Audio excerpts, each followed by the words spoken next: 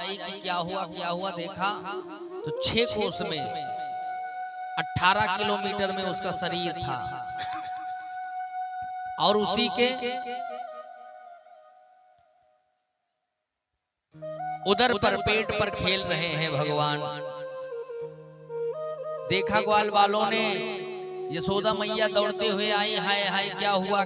देखा जहां पे पालने में लाला को लिटाई थी वहां है नहीं, और वहां देखते हुए जब बाहर आई देखा तो लाला पूतना के पेट पर खेल रहे हैं। किसी तरीके से विशाल काय शरीर के ऊपर से भगवान को नीचे उतारा। सब आपस में कह रहे हैं कि ये कौन है, तो कहा ये चाहे जो हो लेकिन ये मरी कैसे। तो किसी ने कहा कि ये लाला को लेकर के भाग रही होगी और कहीं फिसल के गिरी, समाप्त हो गई। तो कहा कि अगर किसी में फंस के गिरती तो मुंह के बल गिरती, ये तो सीधे सीधे पड़ी हुई है और मथुरा और गोकुल के रास्ता को जाम कर रखा है। अब बताओ इसका करें क्या। तब तक नंद बाबा आ गए। सब लोग पूछ ही रहे थे कैसे मरी। तो नंद बाबा आ गए, कहा कि ये मेरे भजन के प्रभाव से मरी, क्योंकि वसुदेव जी ने वहीं कह दिया था कि जाओ वहां पर कुछ होने वाली है, और वहीं से भगवान का नाम जप करते हुए नंद बाबा आ रहे थे। तो कहा ये मेरे जप के प्रभाव से मरी है, हमारे लाला की रक्षा हुई है, ये भजन का प्रभाव है। अब यदि विश्वास किया जाए तो भगवान के भजन में वो सामर्थ्य है कि हमें जो कुछ चाहिए वो प्राप्त हो जाता है। और भजन और भोजन में मात्रा है, और भजन में कोई मात्रा नहीं, जितने करो उतना ही अच्छा है। भोजन ज्यादा करोगे तो नहीं ठीक है, उतना अन्न लेना चाहिए जिससे ये शरीर हमारा चल सके। तो नंद बाबा ने कहा ये मेरे भजन के प्रभाव से मरी है और हमारे लाला की रक्षा हुई है। किसी संत ने गाया है कि भजन करो मित्र मिला मानो नर्तन का, श्वास की सुमिरनी और मन को बना मन का। श्वास की सुमिरनी है मन को बना मन का। श्वास की सुमिरनी और मन को बना मन का। श्वास की सुमिरनी है मन को बना मन का। इसलिए भजन करते रहना चाहिए, भजन के लिए ही ये जीवन मिला है। और भजन के प्रभाव से नंद बाबा का विश्वास है कि उसी के प्रभाव से हमारे लाला की रक्षा हुई है। तो कहा ये सब चलो ठीक है, लाला भी बच गया, आपके भजन के प्रभाव से ही बचा, चलो ठीक है, लेकिन अब इसका क्या करें जो विशाल काय शरीर लेकर के रास्ते में पड़ी हुई है, गोकुल और मथुरा के बीच में ओवर ब्रिज बन करके पड़ी हुई है, इसका क्या किया जाए। तो कहा ठीक है इसकी व्यवस्था करो। नंद बाबा ने कहा सभी लोग लाओ अपने अपने यहाँ से औजार, कुछ तो पेड़ इसके नीचे दबे पड़े हैं और कुछ काट के इसके ऊपर रखो और इसका अग्नि संस्कार कर दो। वही किया नंद बाबा के कहने पर सब लोग लाए और लकड़ियां इकट्ठा करके और पूतना को मुखाग्नि दे दिया। अब जब पूतना जलने लगी तो उसमें से इतनी दिव्य सुगंध आई तो सभी लोगों ने कहा कि इसके शरीर से इतनी सुगंध कैसे आई। तो कहा जिसको भगवान स्पर्श कर ले उसके जीवन में सुख रूपी सुगंध और मरने के बाद भी सुगंध, उसका जीवन सुगंधित हो जाता है। इसके बाद में भगवान थोड़ा बड़े हुए। एक दिन भगवान अपने आप करवट बदलते हैं, तो जिस दिन करवट बदलते हैं उस दिन भी नंद रानी और नंद बाबा सबको भेजते हैं कि जाकर के और गांव में ढिंडोरा पीटो बलौआ सबको दे के आओ कि हमारे लाला ने आज करवट बदली है, और उसके उपलक्ष्य में आज हम फिर सभी को खिलाएंगे पिलाएंगे, जो जिसको चाहिए होगा वो हम दान करेंगे। और सब ग्वाल बाल जा करके सबको बुला करके लाते हैं। बढ़िया सुंदर उत्सव फिर मनाया जाता है। और माता यशोदा पालना में लालना को झुला रही हैं और सब ग्वाल बाल मिल करके बड़े सुंदर तरीके से गा रहे हैं। पालना में लालना झुलावे, निरखी श्याम सूरत ना फूली समावे। पालना लालना झुलावे, निरखी श्याम सूरत ना फूली समावे। पालना में लालना झुलावे, निरखी श्याम सूरत ना फूली समावे।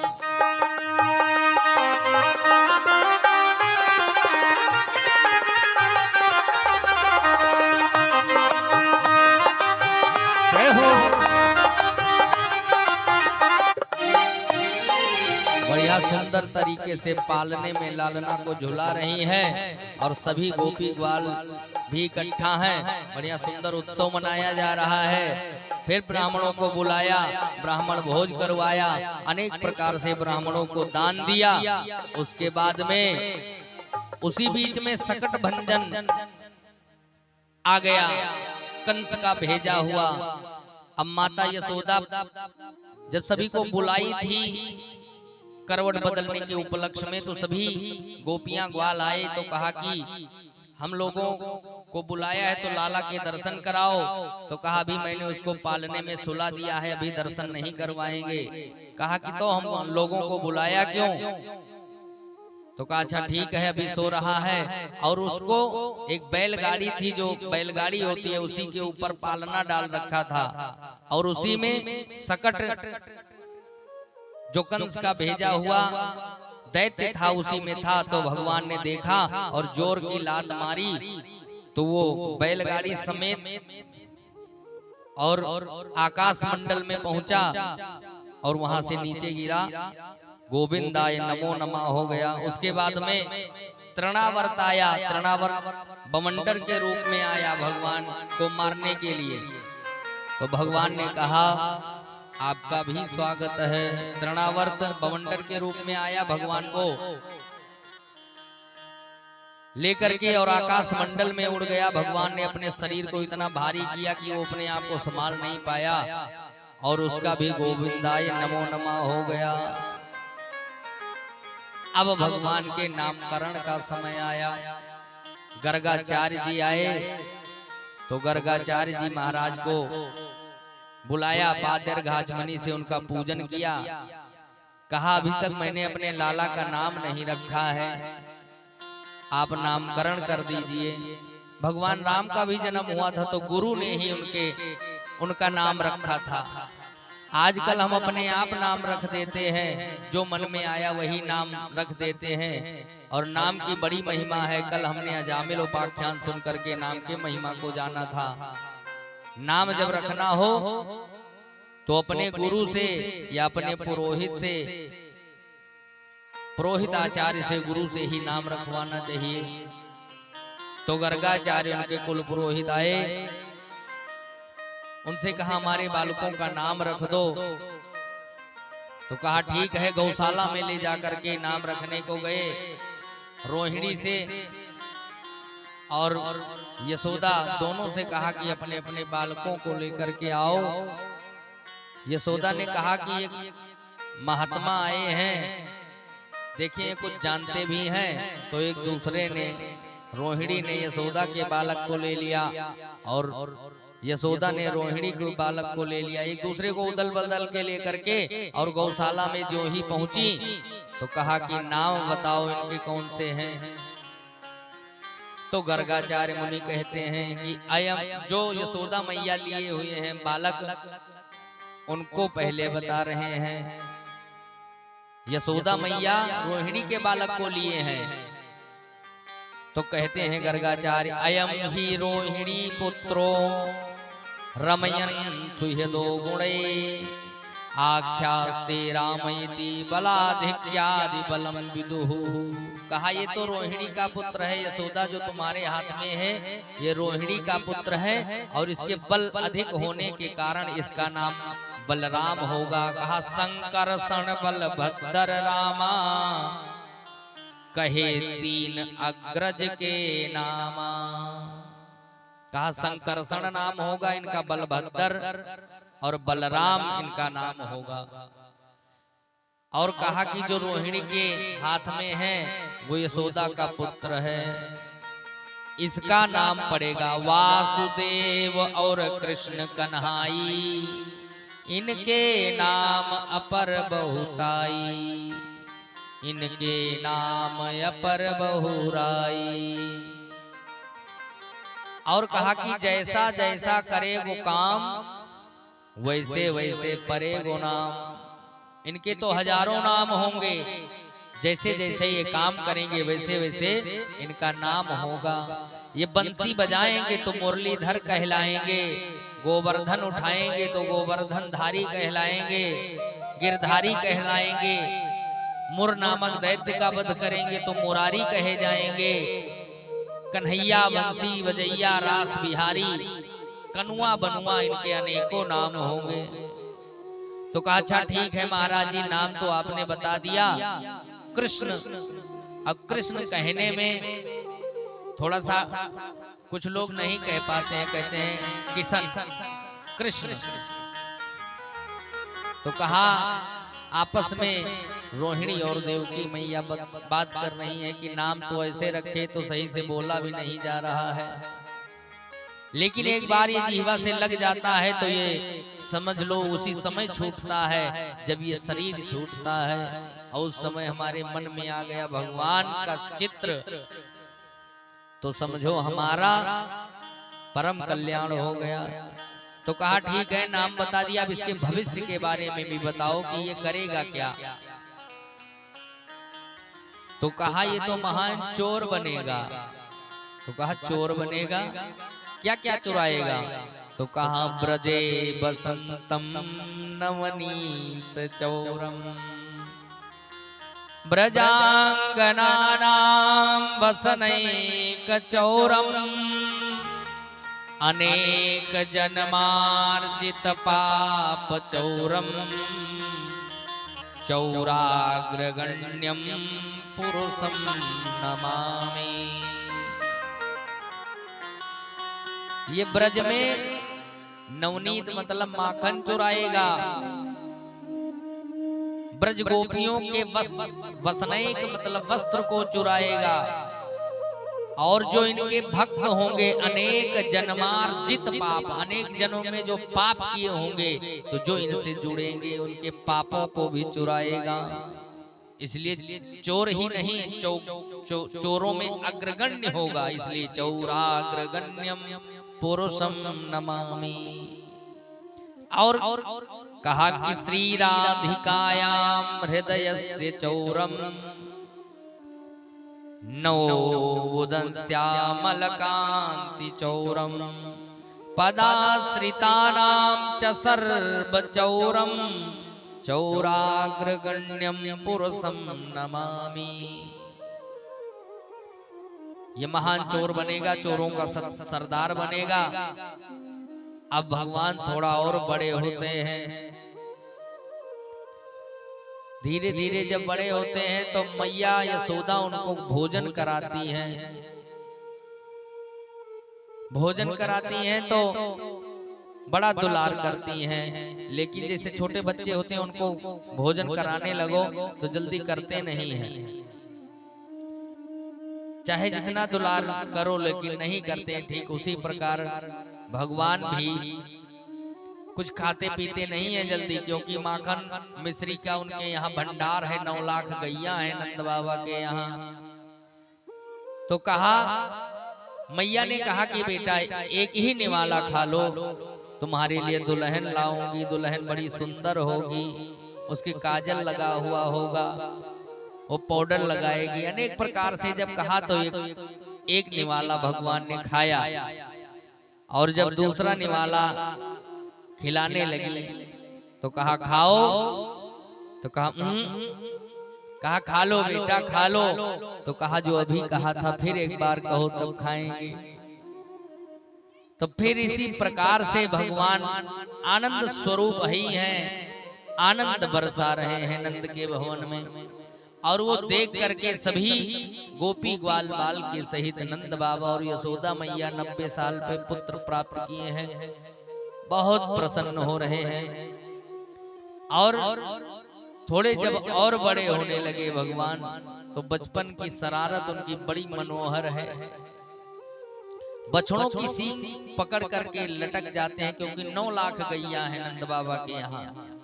आटा में सरसों मिला देते हैं, चिरई पकड़ने के लिए दौड़ते हैं, गाय के पीठ पर बैठ जाते हैं, गौशाला में पूरे गौशाला में जाकर के अपने पूरे शरीर में गोबर गौमूत्र को खूब खूब लोट लेते हैं, उसी में बच्चे होते ही ऐसे हैं।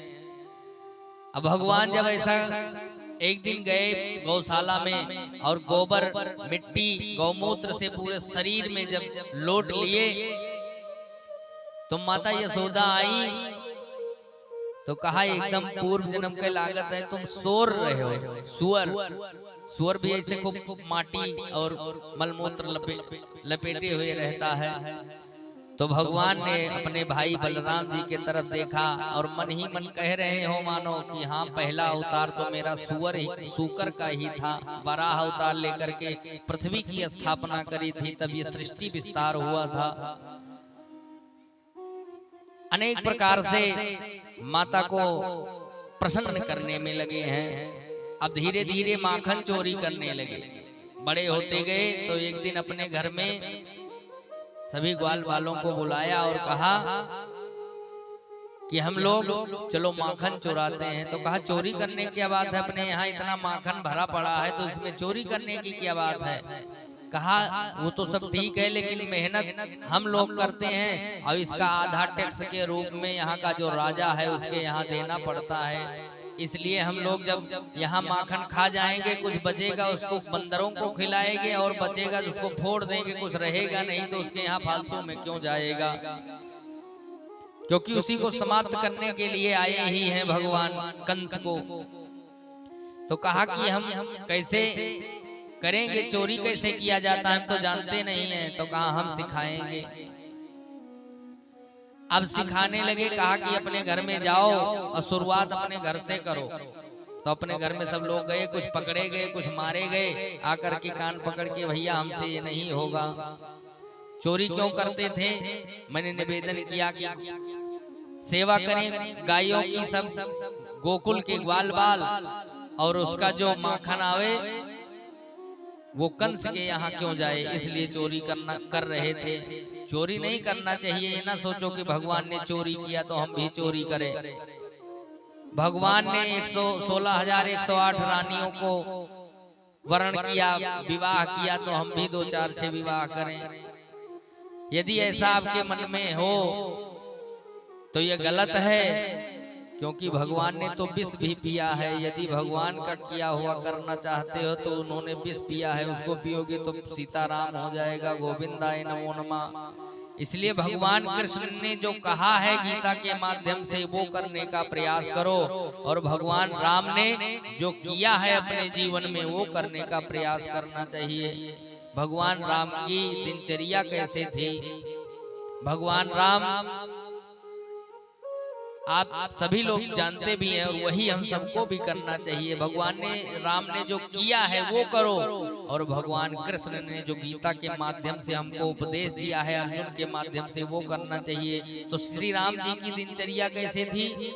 तो प्रातः काल उठ कर रघुनाथा, मात पिता गुरु ना वही माथा।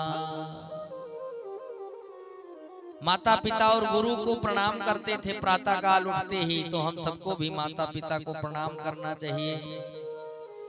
और सरयू में स्नान करके आसन पर बैठते थे तो वेद पुराण वशिष्ठ बखानहि, सुनहि राम यद्यपि सब जानहि। भगवान राम सुनते थे वेद पुराण, जब वशिष्ठ उसका बखान करते थे तो भगवान राम ने जो किया वो हमको करना चाहिए, कृष्ण ने जो कहा वो करना चाहिए। तो चोरी वो किए हैं तो चोरी करने का प्रयास नहीं करना चाहिए, क्योंकि हमने बचपन से ही पढ़ा होगा, सुना होगा कि चोरी करना पाप है, नदी किनारे सांप है, इसलिए चोरी नहीं करना चाहिए। अब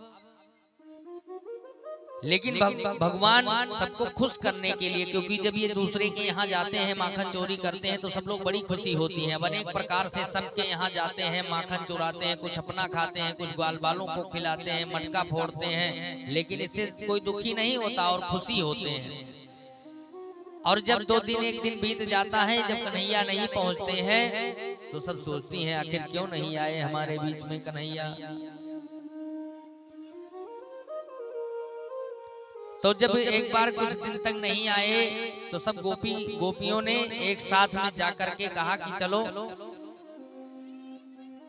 आए थे, इतना नुकसान कर गए थे, चलो एक शिकायत करके आते हैं उनके यहाँ और दर्शन भी इसी बहाने हो जाएगा। सब गोपियां एक साथ में जाती हैं और मैया यशोदा से कहती हैं कि आपका लाला बड़ा खुराफाती है, ये हमारे यहाँ जाता है तो बछड़ों को खोल देता है। हमारी गैया जब से ये हुआ है तब से एक को दूध हमें देखने को नहीं मिला, बछड़ों को खोल देता है।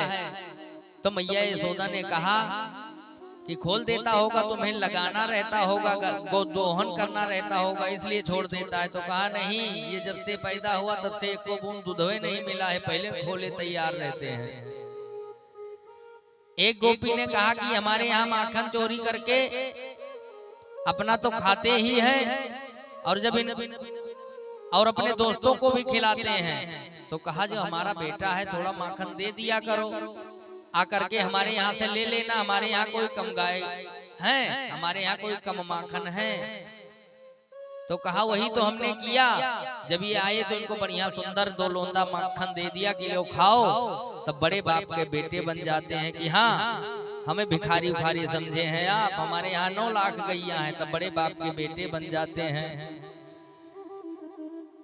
एक दिन एक गोपी ने कहा कि एक दिन हमारे यहाँ आए, अपना तो खाए ही, बंदरों को भी बुला करके खिलाने लगे। अब सब बंदर अपनी अपनी थैली दोनों तरफ भर करके और चले गए। बंदर को बुलाया, बंदर सब आए, खाए, थोड़ा थैली भर करके दोनों तरफ चले गए। अब वहां पहुंचे कन्हैया, उसके बाद में तो देख रहे हैं कि ये तो सब बंदर का जूठा किया हुआ है, इसको हम नहीं खाएंगे, सब मटकी तोड़ दिए। अब एक गोपी गई माता यशोदा से शिकायत कर रही है कि मैया इन्होंने हमारे यहाँ भी बहुत परेशान कर दिया हम सबको। कहा कैसे? कहा हमारे यहाँ ये माखन चुराने आए थे। तो यशोदा ने कहा कि तुम्हें पता नहीं चला जब ये चुराने आए? तो कहा कि नहीं पता चला। कहा कैसे? उसमें घंटी बांध दिया करो, माखन का जहाँ मटका रखा हो तो उसमें घंटी बांधो। कहा वो भी करके देख लिया मैंने, घंटी बांध दिया था। और एक दिन सभी ग्वाल बालों के साथ ये पहुंचे और माखन चुराने से पहले देखा घंटी बजी है, अभी जैसे उठाएंगे बंधी है घंटी और तुरंत बजेगी तो यहाँ के लोग आ जाएंगे, हम पकड़े जाएंगे। तो कृष्ण कन्हैया ने कहा घंटी से कि तुम बजना नहीं। तो दासी है भगवान की, कहना मान गई। सभी गोपी ग्वालों ने खाया, तब तक नहीं बजी, लेकिन ज्यों ही भगवान ने खाना प्रारंभ किया तैसे बजने लगी। तो घंटी से कहा तुमको हमने रोका था, तुम बजी क्यों? कहीं जब तुम्हारे ग्वाल बाल खाए तब तो मैं नहीं बजी, लेकिन जब आप खाते हो दिन भर में मेरा काम यही रहता है, जब भोग लगता है तभी मैं बजाई जाती हूँ, या घंटा बजता है घंटी बजती है तभी मैं बजाई जाती हूँ। और इस समय में भी ना बजूं तो मेरा रहने का कोई मतलब नहीं है। तो कहा मैंने सब प्रकार करके देख लिया है, लेकिन ये मानने वाला नहीं है। एक गोपी ने कहा कि आज ये सवेरे सवेरे हमारे घर गए थे और हमारी बेटी सो रही थी और उसकी चोटिया को खटिया के पटिया में बांध दिया और जोर से कहा हौवा। अब जैसे ही आवाज जोर से चिल्लाया। हमारी बेटी का उसकी आंख खुली और जो ही उठना चाहा उसकी चोटी को खटिया की पटिया में बांध रखा था और वो तभी से कोमा में है, उसको होश नहीं आ रहा है, बड़ी दुखी है, परेशान है, हम सबको खूब परेशान कर दिए हैं। तो कहा अच्छा ठीक है, कुछ ना कुछ इसके लिए जरूर सोचूंगी। एक गोपी कहती है कि ये हमको ओवरटेक करते हैं, आगे से हमारा रास्ता रोकते हैं। तो कहा कि तुम बूढ़ी हो गई हो, धीरे धीरे चलती होगी, हमारा लल्ला है थोड़ा अभी बालक है तो ओवरटेक तो करेगा। तो कहीं वही नहीं करते हैं। एक दिन की बात हो तो हम माने रोजे यहाँ मिस्टेक करते हैं। तो कहा कि रोजे ओवरटेक करत हैं सन आपनंद मुरारी, रोजे ओवरटेक करत हैं सन आपनंद मुरारी।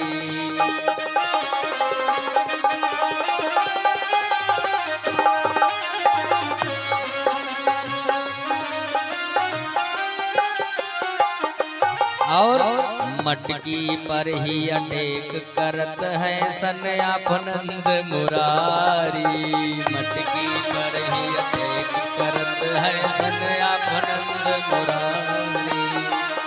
थोड़ा अंग्रेजी जानती थी वो गोपी, अंग्रेजी में कहती है सन आपनंद मुरारी, हम अटैक करते हैं और रोजे यहाँ मिस्टेक करते हैं, एक दिन की बात नहीं है।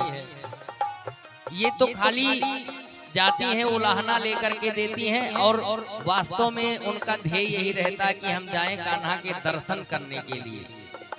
अब कह के जुड़ते चली आए तो हो गया, थोड़ी देर बैठेंगी अपनी उलाहना उनको सुनाएंगी तो देर तक भगवान का दर्शन होगा और दर्शन के ही भावना से जाती हैं। सब अनेक प्रकार से जब समझाती हैं बताती हैं, दर्शन करके मन उनका भरता है, थोड़ा सा तसल्ली होती है। मन क्या भरता है, भगवान के दर्शन करने के लिए जो तरसते हैं वो यदि एक छवि दर्शन कर ले तो उनका मन थोड़े भरेगा।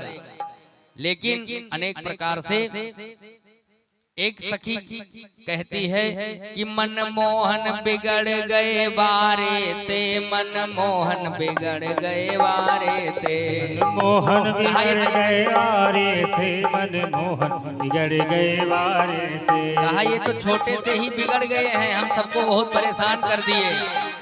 यशोदा तेरे दुलारे से मन मोहन बिगड़ गए वारे ते, मन मोहन बिगड़ गए वारे से। इनको खूब दुलार तुमने दिया है इसीलिए बिगड़ गए हैं। कहती है अरे यशोदा तोरे दुलारे से मन मोहन बिगड़ गए वारे से, यशोदा तोरे दुलारे से मन मोहन बिगड़ गए वारे से। हाँ ये तो घर घर फिरत, ये तो घर घर फिरत सकारे ते मन मोहन बिगड़ गए वारे से। ये तो घर घर घूमत सकारे से मन मोहन बिगड़ गए वारे से, मन मोहन बिगड़ गए वारे से। मैं दधि बेचन जात वृंदावन, मैं दधि बेचन जात वृंदावन, अरे रसता रोकत अगारे से मन मोहन बिगड़ गए वारे से। अरे रसता रोकत अगारे से मन मोहन बिगड़ गए।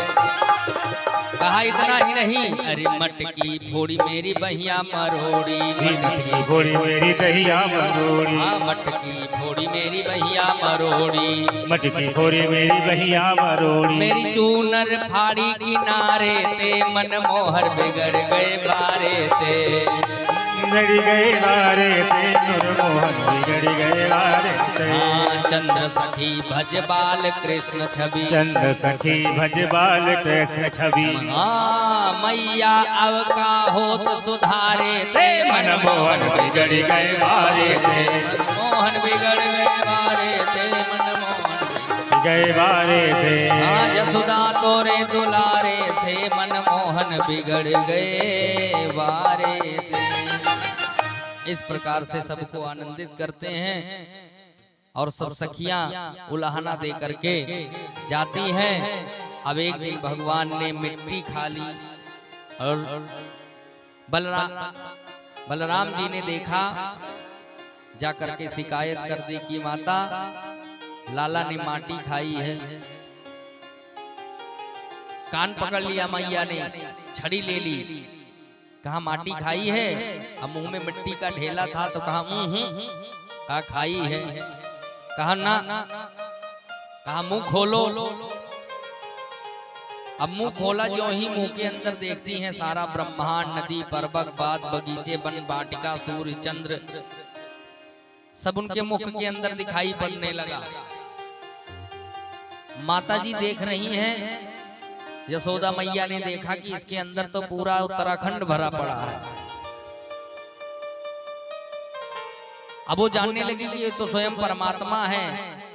और भगवान कृष्ण ने सोचा कि इन्होंने मेरी माया का दर्शन कर लिया है और ये परमात्मा जान जाएंगी तो इनको जो मैं खुश करने के लिए, आनंद प्रदान करने के लिए मैं इनके यहाँ आया हूँ वो मैं दे नहीं पाऊंगा। अपनी माया को विदा किया और मैया से कहते नहीं माता से पूछा कि मैया मिट्टी दिखाई पड़ी?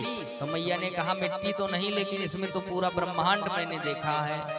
तो भगवान ने अपनी माया शक्ति से कहा कि इसको अदृश्य करो।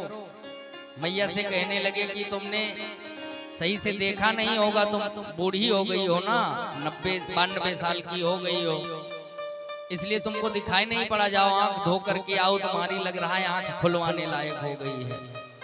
और गई मैया यशोदा, मुंह आंखें धो करके आई, दोबारा मुंह में देखा तो कुछ नहीं दिखाई पड़ा। अब माता यशोदा ने देखा कि मिट्टी तो मुंह में थी ही और कुछ नहीं दिखाई पड़ा, जो ब्रह्मांड उनको दिखाई। और वो सब माया जो देखी थी वो सब भूल गई, क्योंकि भगवान ने माया से प्रेरणा करी थी कि अपनी माया को समाप्त करो, नहीं तो ये जान जाएंगी कि मैं परमात्मा हूँ। तो जो मैं इनको आनंद प्रदान कर रहा हूँ वो इनको प्राप्त नहीं हो पाएगा। हमें पूजने लगेंगे, हम इनको पूजने आए हैं, इनको सुख प्रदान करने आए हैं। तो माटी देखा, कान पकड़ के कहा चलो ठीक है, तुम अभी माटी खा के आए हो, अगर तुम्हें दंड नहीं दूंगी तो कल भांग खा के आओगे, परसों कुछ और खा के आओगे, इसलिए दंड जरूर देना चाहिए। अगर बालक कोई गलत कार्य कर रहा है तो उसको दंडित करना चाहिए। यशोदा मैया ने ओखल में बांध दिया और जो बांधने लगी तो दो अंगुल रस्सी कम पड़ती जा रही है। खूब परेशान है बांधने में, लेकिन बांध नहीं पा रही है।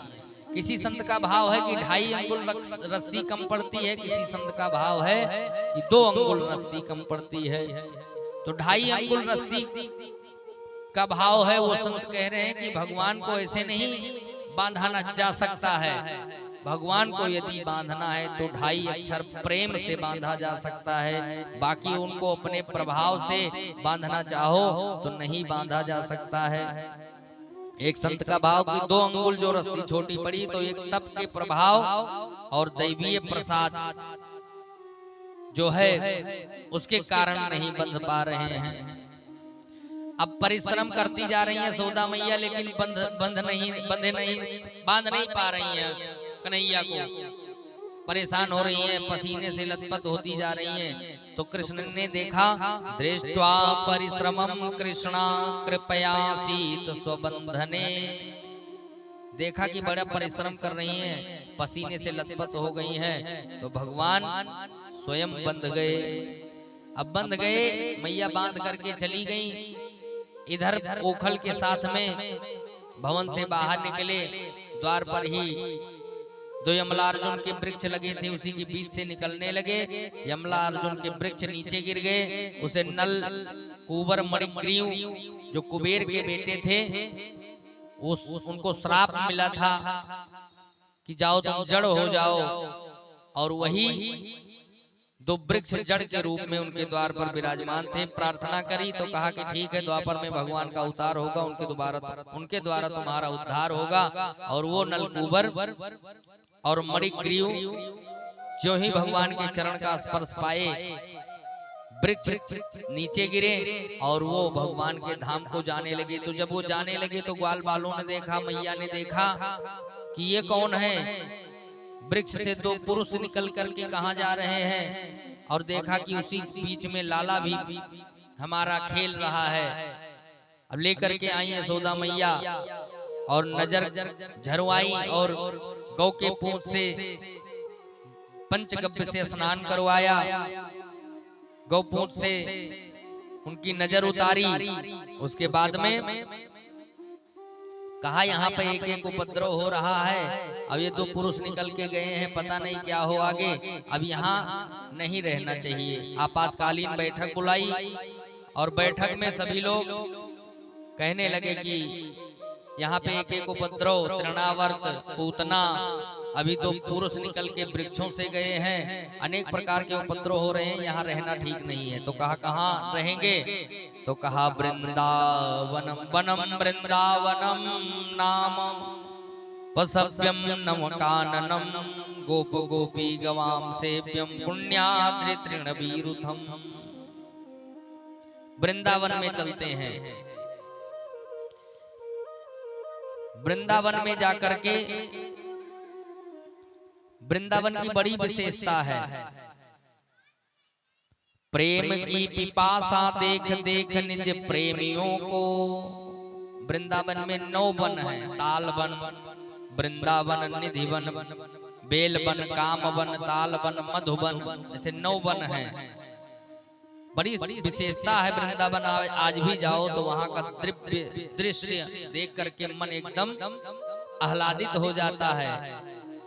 तो वहां पर प्रेम की पिपासा देख देख निज प्रेमियों को, देखा कि हमारे प्रेमी भी बहुत हैं और प्रेम भूमि वृंदावन है, इसलिए प्रेम वृंदावन को बनाया। कहा प्रेम की पिपासा देख देख निज प्रेमियों को, प्रेम का समुंदर सीमा तोड़ के बहाया है। भावुक रसीले जन निराश ना होंगे, अब कामना की पूर्ति हेतु कल्प तरु लगाया है। चिंतामणि जटित चादर बिछाया यहाँ, कुंज प्रति कुंज भांति भांति से सजाया है। भारत का भूषण तिलक तीनों लोकों का, भक्तों के वास हेतु वृंदावन बनाया है। वृंदावन में पहुंच करके भक्ति महारानी भी जो जीर्ण हो गई थी और वृंदावन पहुंची, तो वो तो उनको तो नवयौवन प्राप्त हुआ, लेकिन उनके जो पुत्र थे ज्ञान और वैराग्य वो वृद्ध ही थे। लेकिन नारद जी ने कृपा करके उनको भी जवान किया, नवयौवना प्रदान करवाया भागवत के माध्यम से। तो भागवत कल्पतरु है, भगवान की वांगमयी प्रति स्वरूपा है। इसके नीचे जो कोई कामना करता है उसकी जरूर पूर्ति होती है। तो वृंदावन जब प्रस्थान किए, अब भगवान थोड़े और बड़े हो गए थे, कहा मैं अब गैया चराएंगे, गैया चराने जाने लगे। एक दिन सभी ग्वाल बाल के सहित गाय चराने गए, आपस में भोजन प्रसाद बांट बांट करके पा रहे थे। तो ब्रह्मा जी ने देखा हरि व्यापक सर्वत्र समाना, इसकी पूर्ति, इस शंका का समाधान इस प्रसंग से हो जाएगा। हरि व्यापक सर्वत्र समाना, भगवान हर जगह व्याप्त हैं।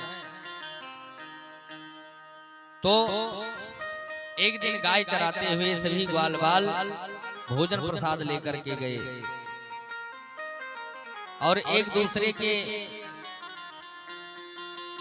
भोजन में से एक दूसरे लोग सब लोग खा रहे हैं आपस में। ब्रह्मा जी ने देखा कि ये देखो दूसरे का जूठा खा रहा है, ये कैसा भगवान है? ये तो भगवान नहीं हो सकता, यदि भगवान होगा तो हमें पता चलेगा। गोपी ग्वालों के सहित गाय बछड़ों को सहित ब्रह्मा जी वहां से अपनी माया के द्वारा लेकर के ब्रह्मलोक को चले गए। अब यहाँ भगवान ने देखा ये तो लेकर के ब्रह्मा जी चले गए, यहाँ अपनी माया के द्वारा जिस प्रकार वो गाय थे, बछड़े थे, गाय के गले में जो रस्सियां थी ठीक उसी प्रकार यहाँ भी तैयार। ब्रह्मा जी कुछ दिन के बाद आए, देखा कि ग्वाल बाल यहाँ भी हैं, जाकर के ब्रह्मलोक में भी देखा तो वहां भी थे, जैसे यहाँ वैसे वहां। तो ये निश्चित हुआ कि जैसे वहां हर एक चीज, जैसे रस्सी थी, जैसे ग्वाल थे, जैसे बालक थे, जैसे बछड़े थे, गऊ थे, ठीक उसी प्रकार तो हर जगह भगवान व्याप्त है। ऐसी मान्यता है। यदि आप गणित के माध्यम से जोड़ना चाहें तो भगवान के नाम में 2 अक्षर है राम, और नाम के अक्षर 4 गुण की जय, पुण्य 5 मिलाए के 2 गुण की जय। और 8 से भाग दिए रघुनाथ, जो अंक बचे सुताओ मन लीजय। नाम का अक्षर चौगुना करिए। हर चीज में भगवान है। हर एक नाम में, चाहे किसी चीज का नाम ले लो, और उसका जो अक्षर हो उसको चौगुना करिए, और पुनः 5 मिलाइए, फिर दुगुना करिए, और 8 से भाग दीजिए तो 2 ही शेष आएगा। इसका मतलब है वही 2 अक्षर राम हर जगह व्याप्त है। तो ब्रह्मा जी को मोह जब हुआ था, सभी ग्वाल वालों सहित गाय को भी लेकर के ब्रह्मलोक चले गए। कुछ दिन बाद आया, देखा ठीक वही स्थिति यहाँ पर है और वहां पर भी है, तो समझ गए ये भगवान है। और आकर के ब्रह्मा जी ने 40 श्लोकों में स्तुति करी, लेकिन भगवान सुन नहीं रहे हैं स्तुति। ठीक उसी प्रकार की जब कोई अधिकारी गुस्से में हो तो उससे ज्यादा सफाई नहीं देनी चाहिए। क्षमा मांग रहे हैं स्तुति के माध्यम से कि हमसे भूल हो गई, हमने आपकी परीक्षा लेनी चाहिए, इसलिए आपके ग्वाल बालों सहित हमने इनका हरण कर लिया, आप पर हमें संदेह हुआ था। इस प्रकार से 40 श्लोकों में स्तुति कर रहे हैं, लेकिन भगवान सुन नहीं रहे हैं। तो अधिकारी जब गुस्से में हो तो उससे ज्यादा सफाई और ज्यादा बड़ाई नहीं करनी चाहिए उसकी। तब ब्रह्मा जी भगवान के भक्त की वंदना करने लगे। तो भगवान को मनाना है तो भगवान के भक्त से जुड़ जाओ। ब्रह्मा जी ने प्रार्थना करी कि अहो भाग्यम नंद गोप ब्रजौसकाम, यन मित्रम परमानंदम पूर्ण ब्रह्म सनातनम। कहा मैं तो 40 श्लोक में स्तुति मन में सोच रहे हैं कि हमने स्तुति की नहीं, हमारी स्तुति स्वीकार कर रहे हैं। तो भक्तों का बड़ाई करने लगे कि इनके बड़े भाग्य हैं जो इनके बीच में भगवान इनका जूठा भी खा रहे हैं, इनको खिला भी रहे हैं। तब भगवान मुस्कुराए। उसके बाद में कर जोड़े ब्रह्मा खड़े, सुनहु नंद के लाल, देहु ब्रह्म पद और को हम ही करो ब्रजग्वाल। हाथ जोड़ करके ब्रह्मा जी कह रहे हैं कि हम हे नंद लाला हमारी बात सुन लो, हमारे ब्रह्म पद को आप किसी और को दे दो और हमें ब्रज का ग्वाला बना दो, क्योंकि हम भी आपके साथ में आपकी वो छवि का दर्शन करें और आपके साथ में ही रहें। अब गाय चराते हुए भगवान थोड़ा और बड़े होने लगे। अब तालवन में धेनुकासुर आया। धेनुकासुर को दाऊ भैया ने मारा। धेनुकासुर गधा का रूप धारण करके आया था। उसको दाऊ भैया ने मारा, बलराम जी ने मार दिया। अब बलराम जी ने जब धेनुकासुर को मारा तो शाम को जब घर पर आए तो गधे का रूप धर करके आया था भगवान को मारने के लिए। इंद्र का कंस का भेजा हुआ निशाचर था जो गधा का रूप धर के आया था। उसको जब भगवान के भाई बलराम जी ने मारा तो घर आकर के कहने लगे कन्हैया कि माताजी आज ने तो भैया ने गधा मार दियो। अब बलराम जी थोड़ा गुस्से में हुए कि देखो, तो ये भगवान कृष्ण की नीति थी कि आज थोड़ा गुस्सा हो जाएंगे तो कल हो सकता है हमारे साथ ना जाएं, क्योंकि कल कालिया मर्दन का भी उद्धार करना है, क्योंकि उसने यमुना जी के जल को दूषित कर रखा है। और नाग के ही अवतार है भगवान बलराम जो हैं, वो नाग के ही अवतार हैं। दूसरे जन्म में जो लक्ष्मण हैं वो भी नाग के ही अवतार हैं, और इस जन्म में त्रेता में वो छोटे थे। कहा अगले में हम आप बड़े बन करके आना। वही शेष नाग के स्वरूप में दूसरा अवतार उनका हुआ बलराम, और कालिया नाग को ही मारने जाना है तो ये दोनों एक ही बिरादरी के हो जाएंगे। इसलिए थोड़ा सा उनके मन में बात बैठ जाए, इसलिए कहा कि गधा मार के आए हैं। तो कहा ठीक है मैं कल नहीं जाऊंगा गाय चराने, तुम अकेले जाना। अब दूसरे दिन गाय चराने गए, सभी ग्वाल वालों ने गेंद खेलना प्रारंभ किया। गेंद खेलते खेलते यमुना जी में चली गई, यमुना जी में छलांग लगा दी और भगवान पहुंच गए कालिया नाग के पास में। कालिया नाग की पत्नियों ने कहा तुम यहाँ क्या करने आए हो, चले जाओ ने, हमारे पति हैं वो बड़े विषधर हैं, एक ही फुंकार में तुमको समाप्त कर देंगे। कहा ऐसा कुछ नहीं हो सकता है। तांडव, अब उनके फनों पर तांडव करने लगे भगवान कन्हैया।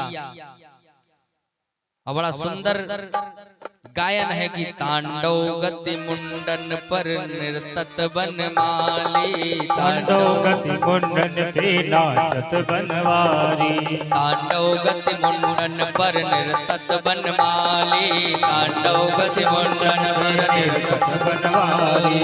पम पम पम पग पटकत फम फम फम फनन ऊपर, पम पम पम पग पटकत फम फम फम फनन ऊपर, बिम बिम बिम बिनती करत नाक बधु आली, तांडव गति मुंडन पर नाचत बनवाली, तांडव गति मुंडन पर नृतत बनमाली।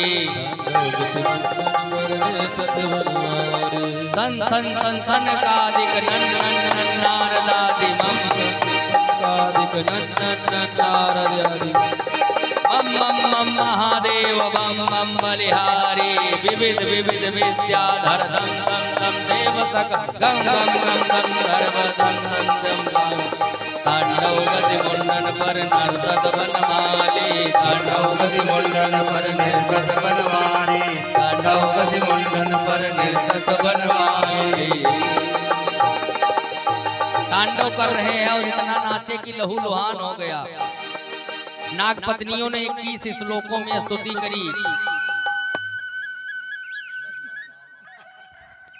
धन्यवाद, बोलिए भक्तवत्सल भगवान की। तो नाग पत्नियों ने कहा कि प्रभु स्तुति करी 21 श्लोकों में, कहा क्षमा कर दो, लहू लुहान होते जा रहे हैं हमारे पति देव।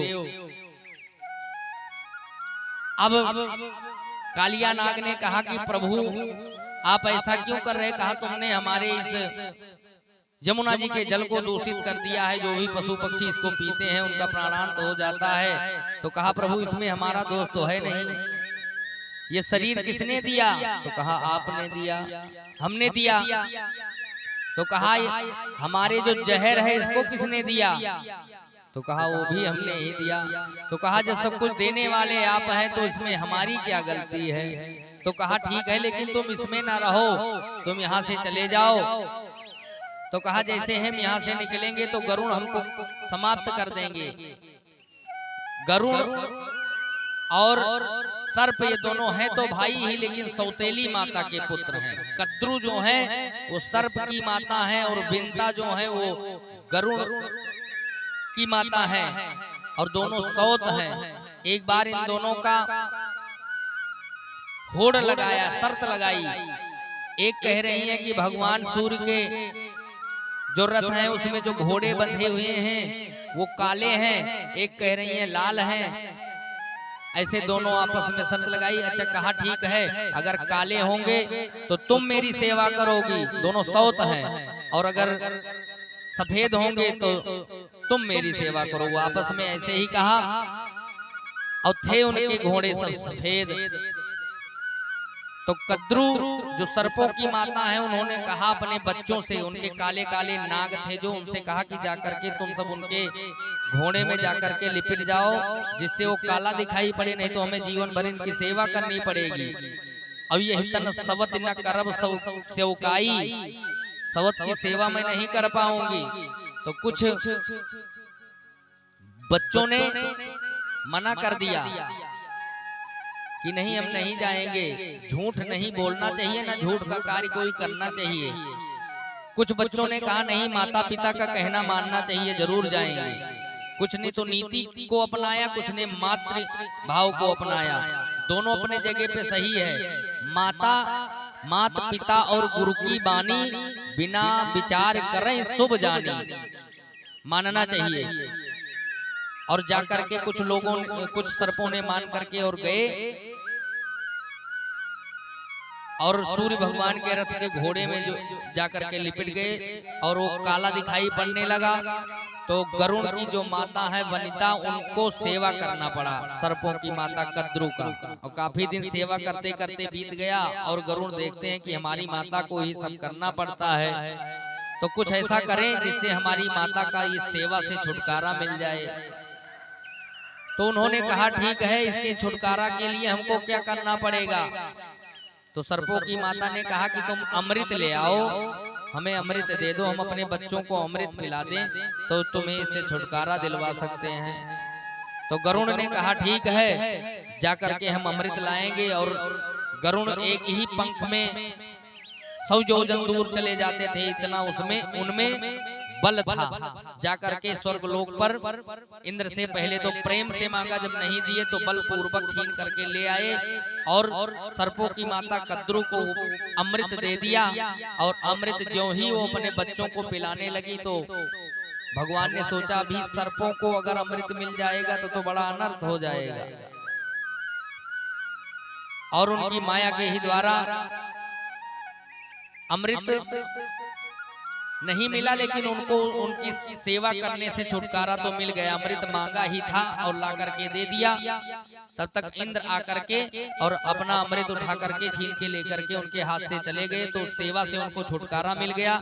लेकिन जब भी गरुड़ देखते थे तो सांपों को खाने लगे थे, समाप्त करने लगे थे। तो नाग ने, कालिया नाग ने कहा कि हम बाहर निकलेंगे और यहाँ पर वो श्रापित है इसलिए आ नहीं रहा है गरुड़, और जैसे बाहर निकलेंगे हमको खा लेगा। तो कहा कि हम तुम्हारे ऊपर ही अपने चरण का निशान बना दिए हैं, अब तुम्हें देखेगा तो वो तुम्हें कुछ नहीं कहेगा। तो तभी से नागों के ऊपर जो खड़ाओं का निशान है वो भगवान का ही दिया हुआ है। बोले कृष्ण कन्हैया लाल की। न नाक पृष्ठम न च सार्वभौमम् न पारमेष्ठ्यम न रसाधिपत्यम यो योग सिद्धिर अपुनर्भवं वा वांछित यत्पाद रजा प्रपन्ना। तो सब कुछ अब कालिया नाग का जब मर्दन कर दिए भगवान, तो भवान ही कारणम तत्र सर्वज्ञो जगदीश्वरम अनुग्रहम विग्रहम वा मन से तद विदेहिना। कहा कि तुम रमणदीप पर्वत पर चले जाओ। उसके मान का मर्दन किया, समाप्त नहीं किया है मान के मर्दन का। उसको अहंकार भी था कि मेरे जितना विशाल विषधारी कोई नहीं है। मान का मर्दन किया, रमणदीप पर्वत पर स्थान दिया, चरण का चिन्ह दिया। कहा इससे तुम्हें कुछ नहीं होगा, तुम्हें देख करके और गरुड़ समझ जाएंगे। इस प्रकार से रमणदीप पर्वत पर रहने लगा। भगवान के चरणों में उसका प्रेम बढ़ा, तो इसलिए सर्पों की भी पूजा होती है। अब आगे भगवान थोड़ा और बड़े हुए, तो एक दिन गोपियों ने भगवान के उस सौंदर्य रूप को देख करके मोहित हो गई और उनको अपने पति के रूप में प्राप्त करने के लिए उन्होंने कात्यायनी माता की पूजा करने के लिए तैयार हुई। रोज पूजा करती थी, जाकर के यमुना जी में स्नान करती थी प्रातः काल ही उठ करके, और दिव्य मंत्र का जप करती थी। यह मंत्र ऐसा है मंत्र की यदि किसी कन्या का विवाह किसी कारणवश ना हो रहा हो तो इस मंत्र का जप करे और माता भवानी की पूजा करे। दुर्गा काली चाहे सरस्वती चाहे लक्ष्मी, माता सब एक ही है। तो माता की पूजा करे और इस मंत्र का जप करे तो शीघ्र ही उसका विवाह होता है। और विवाह की ही कामना से गोपियां सब यमुना जी में स्नान करती हैं और माता जी की पूजा करती हैं और इसी मंत्र का जप करती हैं। मंत्र है ओम कात्यायनी महामाये महायोगिन्यधीश्वरी नंद गोप सुतम देवी पतिम ते कुरुते नमः। बड़ा सुंदर वर प्राप्त होता है इस मंत्र का जप करने से। और वही गोपियां कर रही हैं, लेकिन एक अपराध कर रही हैं। वो जाती हैं भोर में ही स्नान करने, तो अपने निर्वस्त्र होकर के स्नान करती हैं नदी में।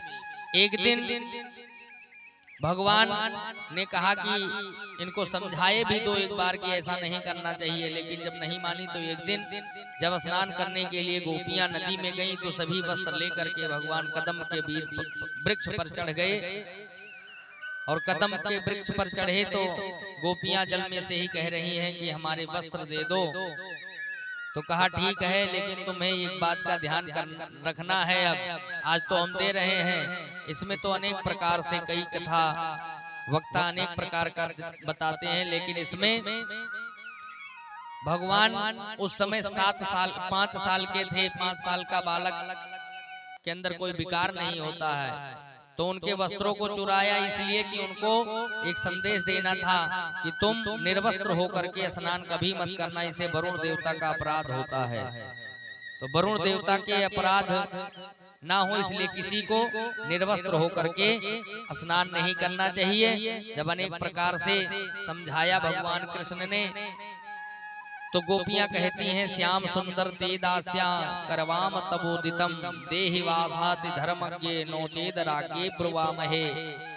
हम आपकी दासी हैं, हमारे ऊपर कृपा करो, हमारे वस्त्र दे दो। और वस्त्र प्रदान कर दिया समझा करके। आगे भगवान थोड़ा सा और बड़े हुए। अब दीपावली का समय आया। दीपावली के समय में बढ़िया सुंदर सुंदर भोजन पकवान बनाए जा रहे थे इंद्र के पूजन के लिए। तो इंद्र के पूजन के लिए जब पकवान बनाए जाने लगे तो भगवान कृष्ण कन्हैया लाल ने पूछा, अपने माताजी से कहा, पिताजी से पूछा कि पहले आप ये बताइए कि ये पकवान क्यों बनाए जा रहे हैं। कथ्यताम में पिता कोयम संभ्रमो व उपागता किम फलम कस्य च उद्देशः केनमा साध्यते मखा। कहा किस उद्देश्य से ये पकवान बनाए जा रहे हैं। तो बताया कि इंद्र की पूजा के लिए। तो कहा इंद्र की पूजा। जय जय श्री राधे बोले सच्चिदानंद भगवान की, कृष्ण कन्हैया लाल की, श्रीमद् भागवत महापुराण की।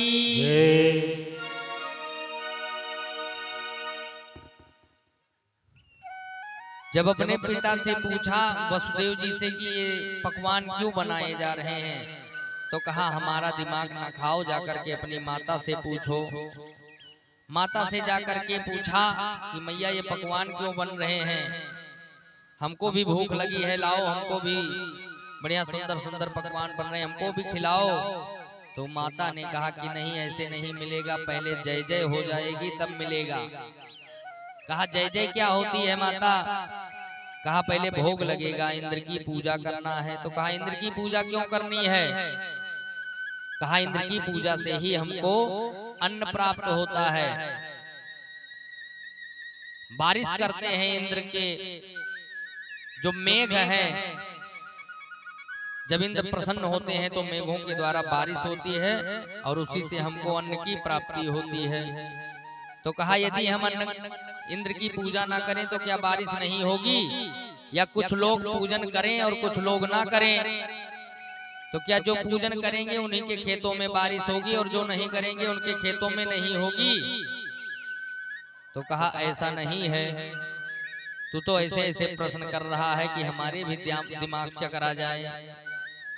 ये तो तुम सही कह रहे हो कि मान लो आधा गोपी ग्वाल कृष्ण कंस इंद्र का पूजन करें और आधा गोपी ग्वाल पूजन ना करें, तो क्या आधे लोगों के ही खेतों में बारिश होगी। तो कहने लगे कि ऐसा नहीं है। वाचाल बाली समस्तब्धम अज्ञम पंडित मानिनम कृष्णम मर्त्यम उपाश्रित्य गोपा में चक्रुर प्रियम। कर्मणा जायते जंतु कर्मणैव विलीयते सुखम दुखम भयम क्षेमम कर्मणैवाभिपत्यते। तो कहा अच्छा तुम ही बताओ। मैया से कह रहे हैं भगवान कन्हैया। मैया ने कहा कि हम नहीं जानते हैं कि आधे लोगों के खेतों में बारिश होगी और आधा पूजन नहीं करेंगे तो नहीं होगी। तो कहा तुम ही बताओ। तो भगवान कह रहे हैं कि कर्म से ही सबको सब कुछ प्राप्त होता है, किसी के करने कराने से नहीं होता है। कर्मणा जायते जंतु कर्मणैव विलीयते। कर्म से ही सब कुछ प्राप्त होता है, सुख और दुख भी उसको कर्म से ही प्राप्त होता है। लिखा भी है काऊ न को सुख दुख कर दाता निज कृत कर्म भोग सब भ्राता। और कर्म प्रधान विश्व करी राखा जे जस करे सो तस फल चाखा। जो जैसा करता है उसको ऐसा फल मिलता है। इंद्र की पूजा ना करके हम गोवर्धन की पूजा करें, जिसपे हमारी गैया चरने जाती हैं, जिसपे अनेक प्रकार की औषधियां वनस्पतियां हैं, तो हम गोवर्धन की पूजा करें। तो कहा कि ठीक है, जैसे तुम कहो वैसे ही। गोवर्धन की पूजा की तैयारी हुई, बढ़िया सुंदर 56 भोग की तैयारी, बढ़िया से सब कुछ बनाया जा रहा है। और गोवर्धन महाराज की पूजा के लिए सब तैयारी करके पहुंच गए 56 भोग लेकर के गोवर्धन पर्वत के पास में। तो कहा ये भगवान तुम्हारा दिखाई तो नहीं देता है, ये तो पर्वत है, कहाँ है तुम्हारा भगवान? कहे नहीं यही तो है, इसी की पूजा करो। तो कहा अच्छा। तो सब लोग स्नान करवाने लगे। सब लोग यमुना जी से जल भर भर के लावे। गोवर्धन 7 कोस का गोवर्धन, कैसे उसको स्नान करवावे? जब सब लोग जल ला करके और थक गए तो सब एक दूसरे कहे कि देखो अभी तक तो तुम्हारे भगवान की मूंछों गीली नहीं हुई, हम लोग परेशान हो गए। तो कहा कि ठीक है, मानसी गंगा को वहीं प्रकट किया। बोलो मानसी गंगा की।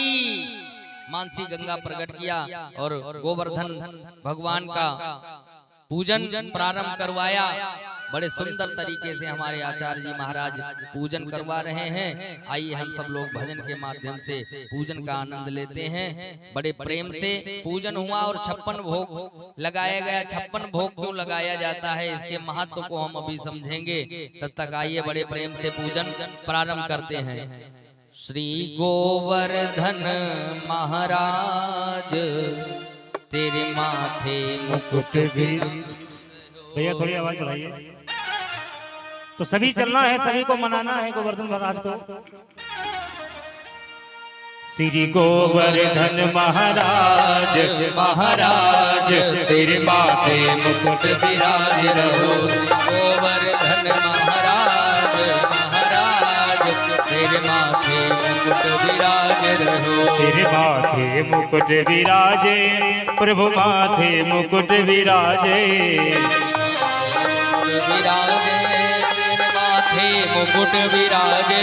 श्री गोवर्धन महाराज तेरे माथे मुकुट विराजे। तेरे गोवर्धन महाराज तेरे माथे मुकुट विराज रहे। तेरे तो पे पान चढ़े तो पे फूल चढ़े,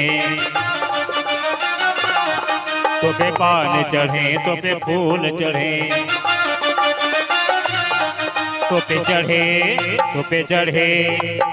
ऐसे चलेंगे गोवर्धन पर्वत को मनाने के लिए। तो दोनों हाथ खड़े करेंगे ऊपर, जो गोवर्धन भगवान को मानते हैं। जिसके पास एक हाथ हो एक ही हाथ खड़ा करे। बहुत लोग एक ही हाथ खड़ा कर देते हैं, और जब तक भजन पूरा ना हो तब तक हाथ नीचे नहीं होने हैं। तो पे पान चढ़े तो पे फूल चढ़े, तो पे पान चढ़े तो पे फूल चढ़े, तो पे पान चढ़े तो पे फूल चढ़े। ऐसे नहीं, अपने संकट को मिटाना है तो आइए बड़े प्रेम से गाते हैं। तो पे पान चढ़े तो पे फूल चढ़े। अरे गाइए आप भी।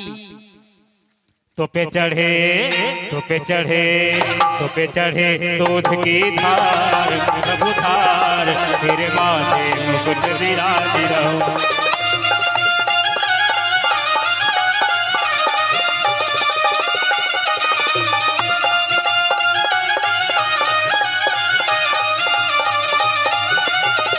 तेरी 7 कोस की परिक्रमा,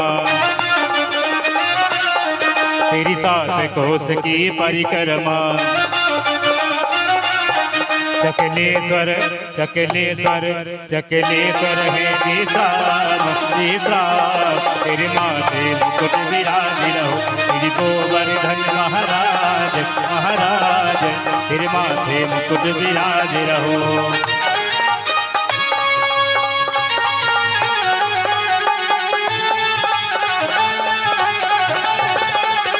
जय हो।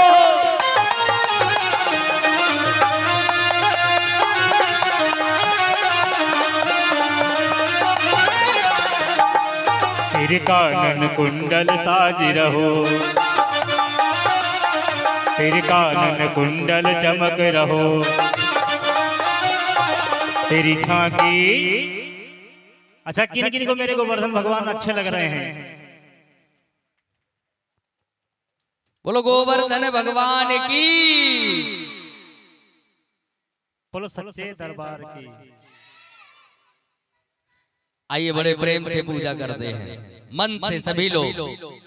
अरे तेरो सब संकट मिट जाए तू पूजा कर गोवर्धन की, तेरो सब संकट मिट जाए तो पूजा कर गोवर्धन की, तू पूजा कर गोवर्धन की, तू पूजा कर गोवर्धन की, तो पूजा कर गो।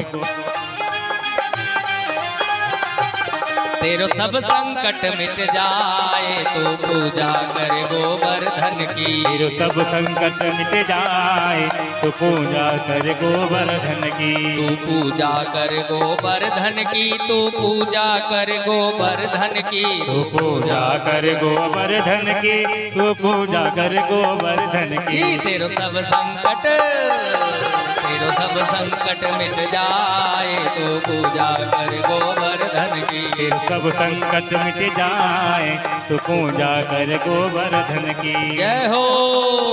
सभी संकट मिटेंगे, मानसिक पूजा करें, मानस पुण्य हो नहीं पापा।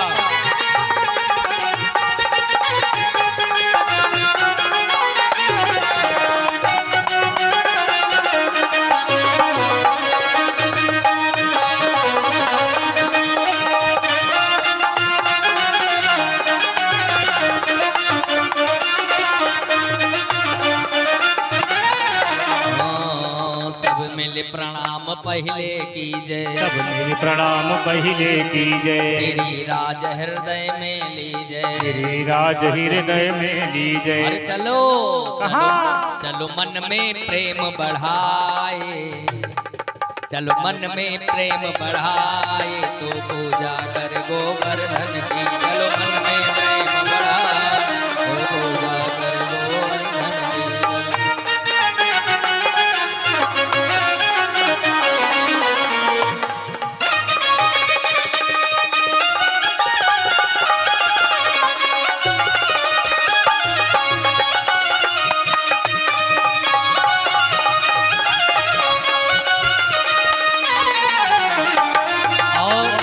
मन से राधा कुंड में स्नान करिए कि हम राधा कुंड में स्नान कर रहे हैं। जब गोवर्धन के दर्शन करने जाते हैं, सभी लोग परिक्रमा करते हैं, तो गोवर्धन के परिक्रमा का बड़ा महत्व है।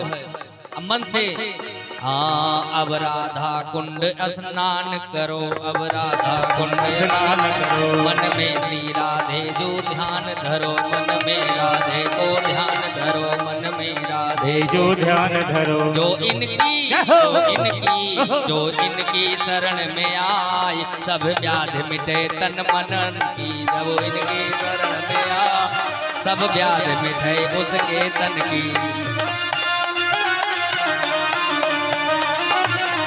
तेरो सब संकट मिट जाए तो पूजा कर गोवर्धन की, तो पूजा कर गोवर्धन की, तो पूजा कर गोवर्धन की।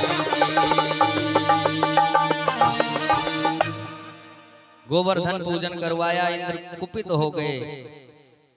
कुछ दिन जब उनको अपना भाग नहीं मिला, हर साल उनकी पूजा होती थी, तो देखा कि पूजा आज हमारी नहीं हुई, क्या हुआ? तो देखा गोवर्धन की पूजा भगवान कृष्ण करवा रहे हैं। एक तरफ गोवर्धन के स्वरूप में स्वयं भोग को पा रहे हैं। 56 भोग का बढ़िया दिव्य भोग लगाया गया गोवर्धन जी का। 56 भोग क्यों लगाया जाता है? कहने का भाव है कि 56 प्रकार से भी ज्यादा सामग्री हम सभी लोगों के पास शाकाहारी है, और लोग कुछ ऐसे हैं कि वो मांसाहार करते हैं, जीते जी अपने इस शरीर को शमशान बना देते हैं।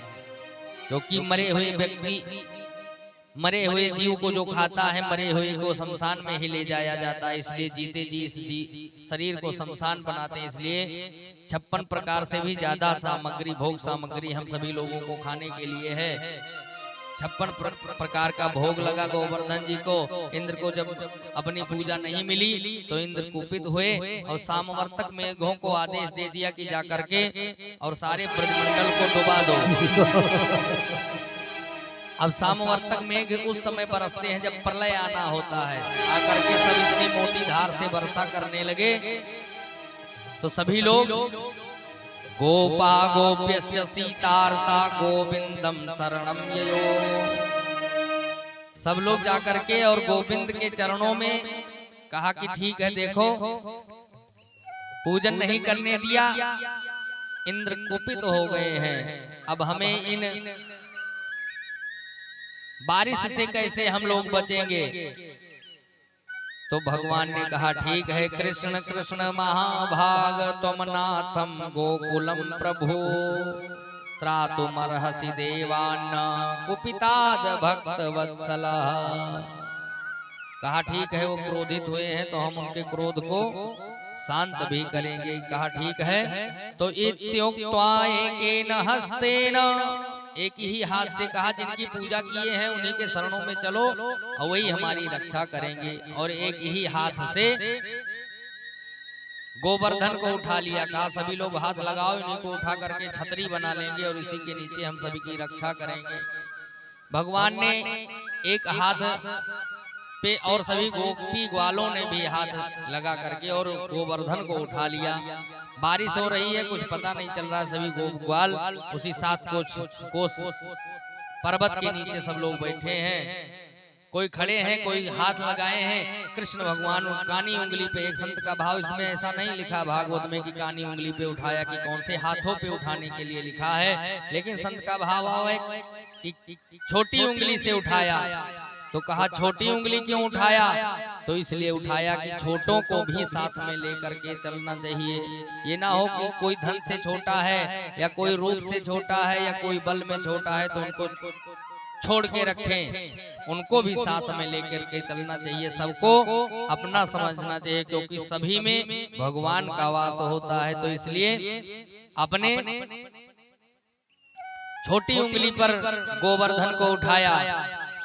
अरे नख पर गिरवर लीनो धार कन्हैया मेरो वारो, नख पर गिरवर लीनो धार कन्हैया मेरो वारो, कन्हैया मेरो वारो, कन्हैया मेरो वारो, कन्हैया मेरो वारो, कन्हैया मेरो प्यारो। नख पर गिरवर, हाँ नख पर गिरवर लीनो धार कन्हैया मेरो वारो, नख पर गिरवर लीनो धार या मेरो वारो, नख पर गिरवर लीनो धार कन्हैया मेरो वारो, नख पे गिरवर लीनो धार कन्हैया मेरो वारो।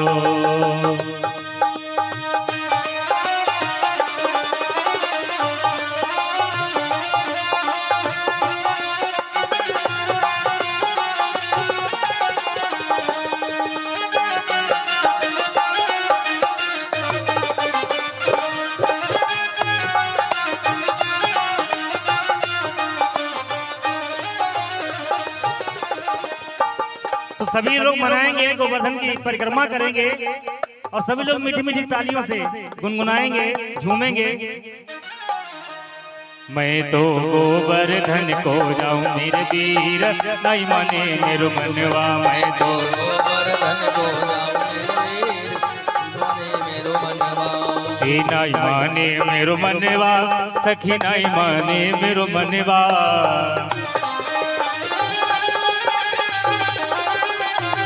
मैं तो गोवर्धन को जाऊं मेरे वीर, नहीं माने मेरो मनवा।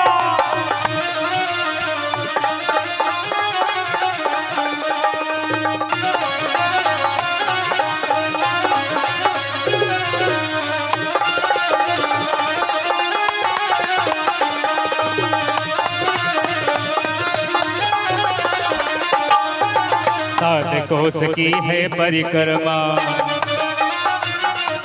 सात कोस की है परिक्रमा, मैं तो मानसी गंग नहाऊं मेरे वीर, नहीं माने मेरो मनवा। मैं तो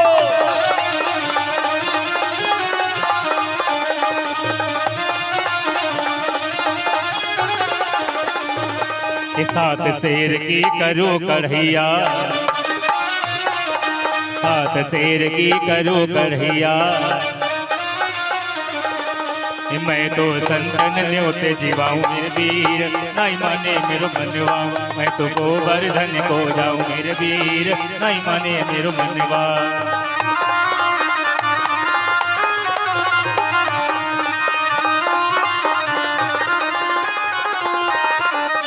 नहीं माने मेरो मनवा, सखी नहीं माने मेरो मनवा।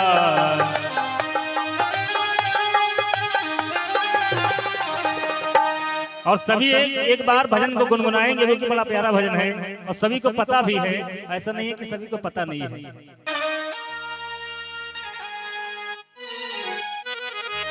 कि लगन तुमसे लगा बैठे, जो होगा देखा जाएगा, जो होगा देखा जाएगा, जो होगा देखा जाएगा। तुम्हें अपना, तुम्हें अपना, तुम्हें अपना बना बैठे, जो होगा देखा जाएगा। तुम्हें अपना बना बैठे, जो होगा देखा जाएगा।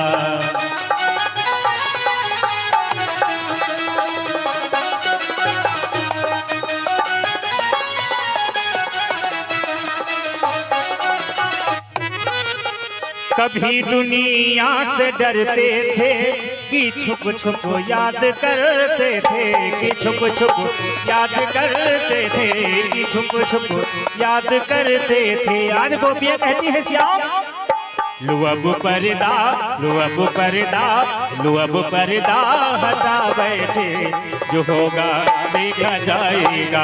लगन तुमसे लगा बैठे, जो होगा देखा जाएगा।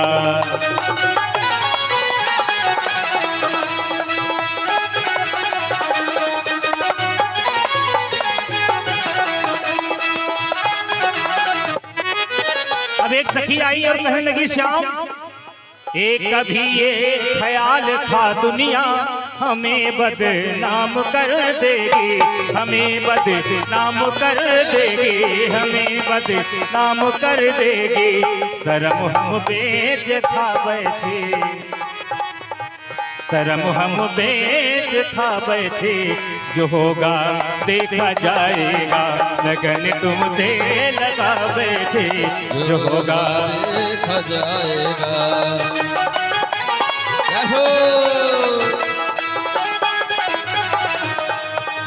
सुनी है गोकुल नगरिया, सुनी है गोकुल नगरिया, आजा आजा समरिया। हरि बोल। हे आजा समरिया रे आजा समरिया, आजा समरिया, आजा समरिया।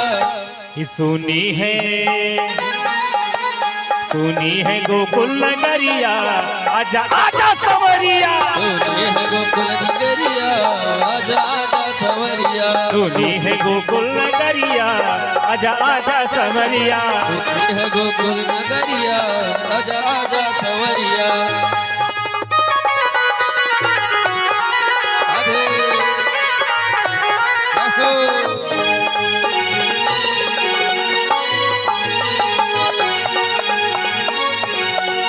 बोल बाके बिहारी लाल की, वो सच्चे दरबार की जय हो।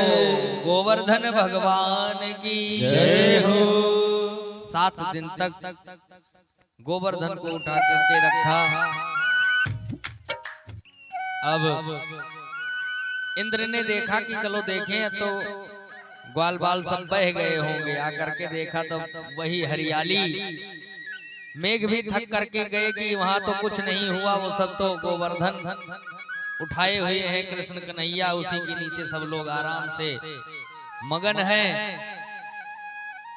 तो इंद्र ने आकर के देखा और समझ गए कि भगवान ये स्वयं नारायण है, हमने बड़ा अपराध कर दिया, अब हमारा क्या होगा। इंद्र डरने लगे तो सुरभि गाय को लेकर के साथ में आए। गौ ब्राह्मण हितार्थाए, गौ और ब्राह्मणों की ही रक्षा के लिए भगवान अवतार लेते हैं। तो गौ को सामने करके लेके आए कि इनके वजह से हम बच जाएंगे, नहीं तो पता नहीं भगवान हमारा क्या करेंगे।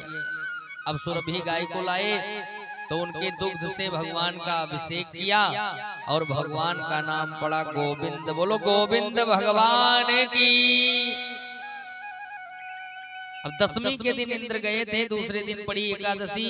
एकादशी के दिन भगवान के जो पिता है वसुदेव जी, नंद बाबा ने एकादशी का व्रत किया और द्वादशी के दिन पारण करने के लिए जल्दी गए जमुना जी में स्नान करने। तो समय का ज्ञान ना रहा तो रात के 12 बजे ही चले गए और 12 बजे जो ही जमुना जी में डुबकी लगाई तो वरुण का अपराध हुआ। तो वरुण के जो सेवादार थे उन्होंने नंद बाबा को बंदी